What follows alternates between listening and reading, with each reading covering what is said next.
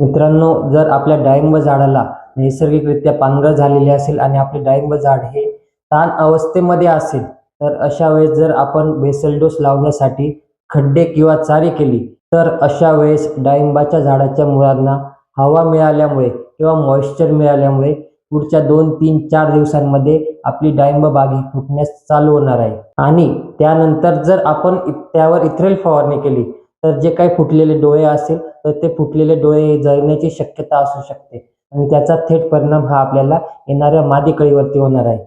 तर त्यामुळे मित्रांनो, जर आपल्याही डाळिंब बागेला बेसल डोस हा लावायचा बाकी असेल, तर अशा वेळेस आपण आधी इथ्रेल फवारणी करून घ्यायची आणि जे काही आपण पहिले पाणी देणार आहोत, इथ्रेल फवारणी ते पहिले पाणी यामध्ये जो काही 5-6 दिवसांचा गॅप असेल, तर त्या 5-6 दिवसांमध्ये आपल्याला खड्डे करून किंवा चारी करून जशी आपल्या बागेची सिस्टीम असेल त्या पद्धतीने आपल्याला या 4 ते 5 दिवसांच्या गॅपमध्ये आपल्याला बेसल डोस हा डाळिंबाच्या झाडाला लावायचा आहे. जेणेकरून आपला बेसल डोसही लावला जाईल आणि इथ्रिल फवारणीनंतर डाळिंबाच्या बागेला फुटण्यासही काही अडचण येणार नाही.